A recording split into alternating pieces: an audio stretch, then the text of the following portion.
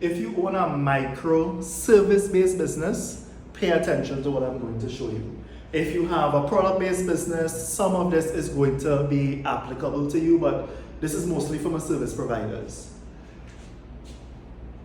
I just want to walk you through very quickly what I have on the board right now. So this is what they call the sales and marketing funnel. These are two different ways that they are normally shown, so I'll just show you real quick what they are. You have awareness, consideration, and sales. You have awareness, consideration, and sales. The largest part of both of these are basically the same chart, but from a different angle, right? So it's a funnel. Some of them you look at it from the top, some of them from the side. Anyway, so you realize your largest part is awareness. From there, it funnels down into consideration and sales. Now, let me just point out very quickly the mistake that I'm seeing most of you all are making. And you would think logically it's not a mistake, because logically, if you just put pure logic behind it, you're technically right. Too many of you all are focusing on this inner circle, the sales. Maybe the chart might be demonstrating it as good as it should be, but sales is really and truly the smallest part of it. I want to bring in a little bit of just you thinking from the perspective of the random stranger who you want to buy from you. The random stranger might see your video, might see a post, might see whatever it is, but they don't know who you are. Furthermore, they are usually the tiniest segment of the target as well too. What I want you to try do, just try implementing this. I'm going to give you the free advice. I want you to start focusing more on the awareness part of your business and see the difference it makes. Here's why, at least logically, why you should be looking at it like this versus just focusing on the sales alone. People come onto social media not to be sold to, but maybe to learn something or to be entertained. So sometimes you have your little bacchanal story while you're doing the service. I've seen that work for a couple providers, because people come on to be entertained. While they're being entertained, they realize, oh, she does nails, oh, she does hair, oh, he does marketing content or whatever it is. The awareness is important, because with that awareness, they are able now to funnel into the actual pipeline itself. But not only that, they start to get trust in what you do. So in my business, we do digital marketing. Yesterday I did a pitch. Well, it was more conversation than a pitch, but the social media management part of it came up to like $42,000.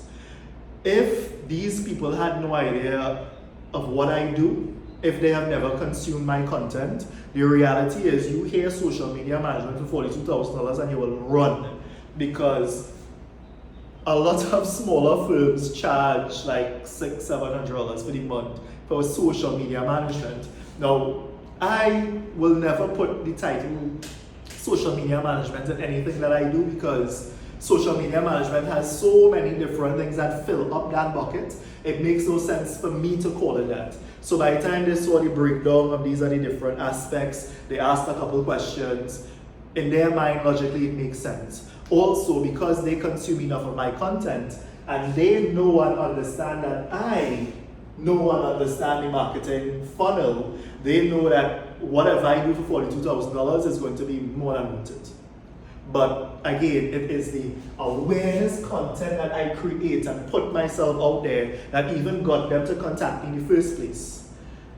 If you all go check out my profile, you'll realize that most of my content is awareness. I hardly ever do the sales content. Even though you might be thinking, so okay, how do I get sales?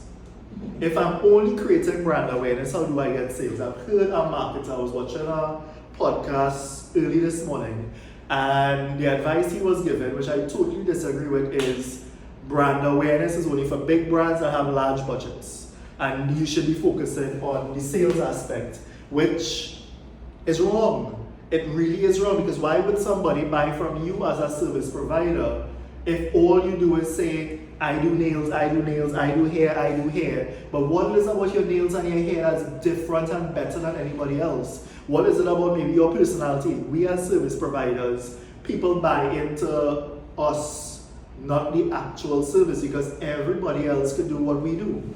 The amount of people that can do digital marketing out there is funny. I shouldn't be in business with the amount of competition there is, but yet still I've been in business for 20 years. Just the same way, the amount of hairdressers and nail techs out there, what makes you different enough that people will choose you? It is by you creating enough of this awareness that is going to get them to say, you know what? I am curious enough to go and actually check out what she does. At this point, you need different things to be able to get the consideration and the sales closed.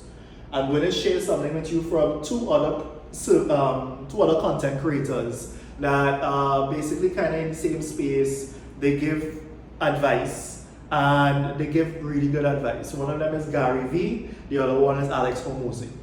I invite you to go and check them out. Gary Vee will show you, well, basically his philosophy is jab, jab, punch. Alex Hormozi has a different philosophy. What jab, jab, punch means is that you provide twice as much value as you are trying to take back value. You provide value before you make a sale or ask for a sale. That's Gary's model. Alex's model, well, Gary more focuses on organic more than anything else, so he has to put in the jab, the sales part into it. Alex Hormozi has a different philosophy, which is you just create the brand awareness and people who want to buy will buy, but also he has an advertising strategy behind it, which actually works.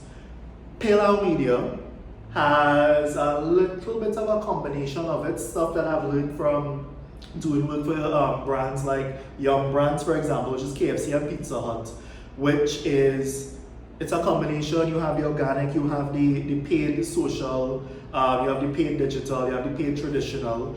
I do not know, and I highly doubt that their current agency is doing this properly, because I mean they no longer use a Dexter, right?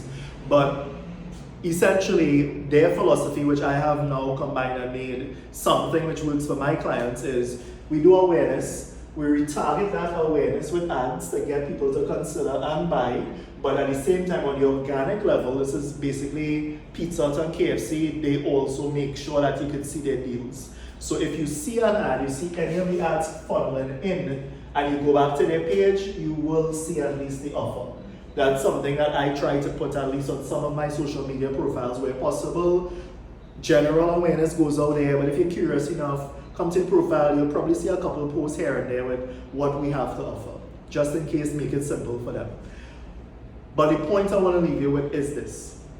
If you put all of your focus on the bottom of the funnel, you are doing yourself an injustice, because you are not really building up the trust that is needed for somebody to now take action. So, hope I press record. Yes, I did press record, because boy, sometimes I would make a whole 9-minute video and then record it.